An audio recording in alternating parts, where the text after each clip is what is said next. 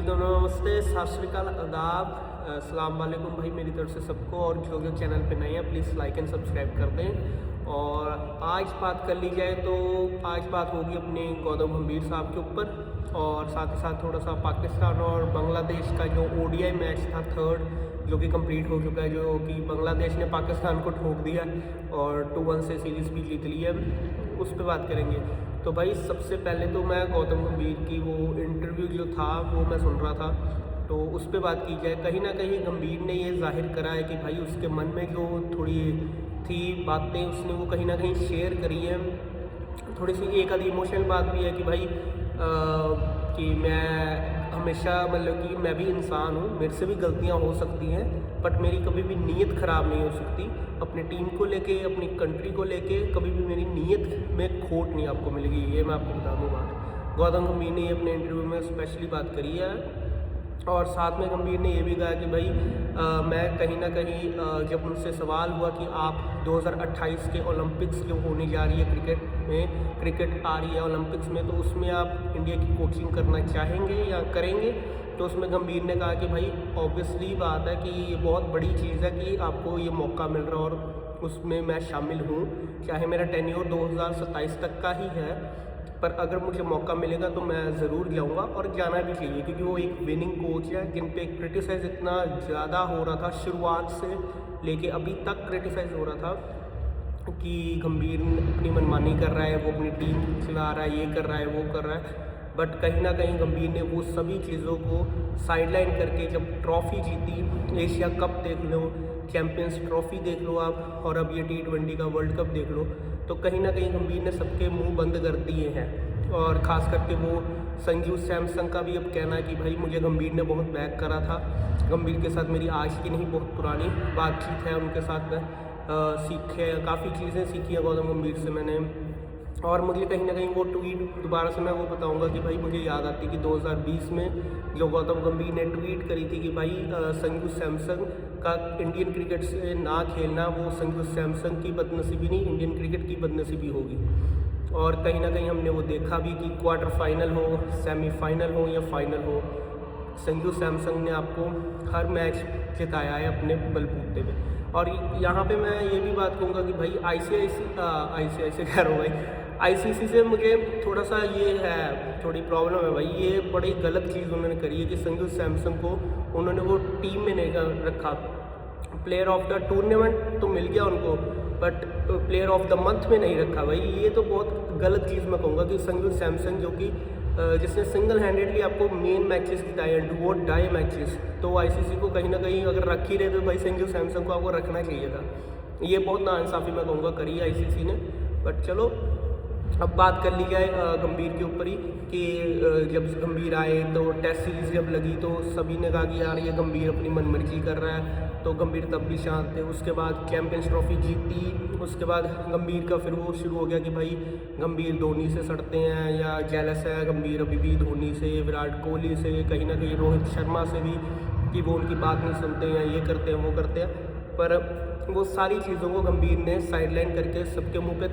तमाचा मारा है, उन सभी लोगों के जो उनको क्रिटिसाइज़ कर रहे थे उनकी वो चीज़ों पे, जो कि गंभीर अपना डिफरेंट तरीके से करते हैं। हमें सबको पता है गंभीर को एज अ ऑजी माइंडसेट से भी जाना जाता है कि an Indian with the Aussie mindset. तो कहीं ना कहीं वो हमें हमेशा से ही गंभीर में वो स्पार्क हमेशा देखने को मिलता ही मिलता है, चाहे वो एज अ प्लेयर हो, चाहे वो एज ए हेड कोच हो, चाहे वो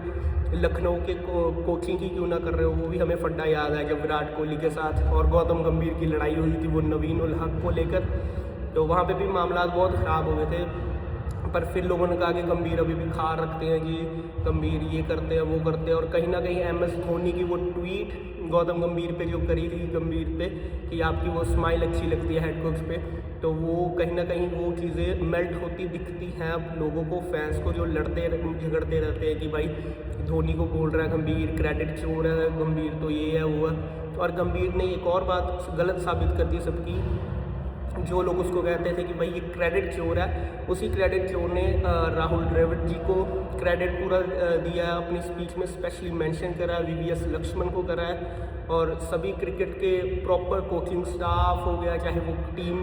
प्लेयर्स हो गए जो खेले हैं, जो बेंच पे भी बैठे रहे, सभी तमाम लोगों को उसने कहा कि भाई ये सब हकदार हैं, और राहुल द्रविड़, VVS लक्ष्मण वगैरह सब हकदार हैं, क्योंकि उन्होंने टीम पहले बना के दी और मैं उसी टीम में फर्दर थोड़े से चेंजेस करके आगे चल पा रहा हूँ। तो उसने कहीं ना कहीं उनको भी क्रेडिट दिया है राहुल द्रविड़ जी को, क्योंकि उन्होंने भी 2024 का हमने देखा कि कोचिंग उन्होंने ही करी थी इंडियन टीम की, तो सिंगल हैंडेडली टीम जीती थी, कोई मैच नहीं आ रही थी। 2024 का भी वर्ल्ड कप जो था फ्लोरिडा में और अमेरिका और वेस्ट इंडीज़ में था जो, तो ये मैं बता दूं। और अब बात कर ले पाकिस्तान और बांग्लादेश की भाई, तो बांग्लादेशियों ने तो भाई पाकिस्तान को रोल के रख दिया भाई। अब पाकिस्तान के प्लेयर्स भी कहीं ना कहीं आगे मीडिया पे कहने लग गए कि भाई ये कहीं हमारी पाकिस्तान टीम अब मिन्नू टीम ही बिल्कुल मिन्नू टीम बन गई है, बस उस पर एक टैग लगना बाकी है एसोसिएट टीम का। ये मैं आपको बता दूं, बांग्लादेश जो वर्ल्ड कप से भी बाहर थी, जो कि बिल्कुल थकी टीम हम कह सकते हैं, जिसको ज़्यादा बड़ा कंसिडर नहीं किया जाता है, जो कभी भी फाइनल नहीं खेली है हो ICC का, जो कभी फाइनल जीती ना हो, कभी पहुंची ना हो, वो टीम से आप हार रहे हैं, वो भी सीरीज़, चाहे वो टेस्ट सीरीज़ हो, चाहे वो ODI सीरीज़ हो, अब चाहे वो T20 ही क्यों ना हो। तो पाकिस्तान को बांग्लादेश ने सभी जगहों से बाहर उठा के फेंका है पाकिस्तान को बांग्लादेश ने, ये मैं बता दूं आपको। तो बांग्लादेश की तो क्रिकेट चलो कहीं ना कहीं इस पर्टिकुलर चीज़ को देख के हम कह सकते हैं हाँ भी उनका ओपनर सही खेल रहे हैं, उनका मिडल ऑर्डर स्ट्रॉन्ग है, उनके बॉलर्स भी ठीक कर रहे हैं, वो मेहंदी हसन मिराज हो गए, चाहे मुस्तफिजुर हो गए, ऊपर से अपना लिटन दास हो गए, तो ये मैं हरिदोय हो जाए, तो ये सारे प्लेयर्स उनके काफ़ी बढ़िया हमें कहीं ना कहीं प्रदर्शन करते हुए दिखाई दे रहे हैं। तो बांग्लादेश की तरफ से भी एक शतक लगाया था और वो जीत में आया, पर पाकिस्तान की तरफ से तो ना साहिबजादा फरहान कुछ कर पाए खास, ना नीचे से मिडल ऑर्डर वो अपना लिपस्टिक मैन, अपना रिजू साइमन जिसको कई लोग कहते हैं lipstick man, yes it is to वाले को, उसने भी कुछ नहीं करा, वो भी बस अपने नाम पे ही चल रहे हैं। नाम भी क्या ही है, बस PR एजेंसी है चल रही पीछे, और तो कुछ भी नहीं है उनका। ना बाबर आजम तो चलो है नहीं, उन पर तो बात ही करना सही नहीं रहेगा, पर Rizwan as a senior player उनको कुछ ना कुछ यहाँ पे करके दिखाना चाहिए था, पर सेम वही उन्होंने कुछ खास कर नहीं पाए। सलमान अली आगा जी ने कुछ ना कुछ करा, ज़रूर शतक लगाया, पर वो भी किसी काम ना आया, तो वो भी रन्स पे एक साथ भी लानती रन्स में कहूँगा भाई मैं, क्योंकि बांग्लादेश के खिलाफ अगर आप शतक मार रहे हो तो भाई आपको यहाँ पे जिता के आना चाहिए, नो मैटर कोई भी सिचुएशन क्यों ना हो। भाई बांग्लादेश है, वो कोई ऑस्ट्रेलिया थोड़ी है, कोई इंडिया थोड़ी खेल रही है सामने, या इंग्लैंड थोड़ी है कि हैरी ब्रूक ने भी तो आपके सामने जिताया ही था ना मैच। हैरी ब्रूक ने T20 का वर्ल्ड कप का ये भी लेटेस्ट मैच जो आपके सामने उसने सिंगल हैंडेडली आपके हाथ से ले गए थे, तो यहाँ चलो वो हम कह देते कि भाई T20 था, मैंने मान लिया कि वो T20 था। मैक्सवेल की इनिंग्स तो सबको याद होगी अफगानिस्तान के खिलाफ, जहाँ पे 100 पे 6 से 7 आउट हो गए थे मेरे हिसाब से, 100-150 पे, तो वहाँ पे मैक्सवेल ने अकेले 200 स्कोर मारी थी। यहाँ पे तो आपको 200 स्कोर भी नहीं करना था अकेले सिंगल बंदे को, यहाँ पे ऑलमोस्ट आपके हाथ में था मैच, पर आपके कोई प्लेयर्स ही नहीं चल रहे हैं, कोई टीम वर्क ही नहीं दिखता, सारी टीम उथल पुथल ही रह रही है पाकिस्तान की। और जो पाकिस्तानी कई कहते हैं कि भाई सर्जरी कर रहे हैं हम, ये जो टीम कह देती है कि टीम की सर्जरी हो रही है, सर्जरी पता नहीं कौन सी हो रही है इनकी, ये तो मुझे आज तक नहीं समझ लगी पाकिस्तान की बस सर्जरी डाउनफॉल टू डाउनफॉल ही आ रही है, ये मैं आपको बता दूँ। तो यहाँ पे पाकिस्तान को कुछ ना कुछ देखना होगा, नहीं तो भाई पाकिस्तान की फ्यूचर मुझे बहुत ही डार्क दिखाई देता आ रहा है, क्योंकि नो डाउट टैलेंट अगेन मैं कहूँगा कि है पाकिस्तान के पास, टैलेंट की कमी नहीं है, बट फिर वही बात आ जाती कि भाई आप प्लेयर्स को किस एनवायरनमेंट में ला रहे हो, कब ला रहे हो, कितने टाइम में ला रहे हो, कैसे आपका क्या सिलेक्ट करने में आपकी क्या अप्रोच है, ये देखना होगा पाकिस्तानी सिलेक्टर्स को कहीं ना कहीं, नहीं तो पाकिस्तान का डाउनफॉल दिखाई देता हुआ आ रहा है अभी तक तो। और अब अगर बात कर ले थोड़ी सी, IPL भी शुरू होने लगे हैं, तो फिर IPL में हम ज़रूर रेगुलर होंगे, तो IPL पूरा अपना चलेगा, 1.5 से 2 महीने चलेगा, तो IPL में तो वही मैं ज़्यादा से ज़्यादा मैचेस कवर करूँगा ही। तो पहला मैच अपना RCB और हैदराबाद का है, तो वो देखने में मज़ा आएगा, पहला ही ओपनिंग तबाही मैच होगा, क्योंकि दोनों की ही बैटिंग स्ट्रॉन्ग है। RCB देख लो आप, चाहे आप हैदराबाद देख लो,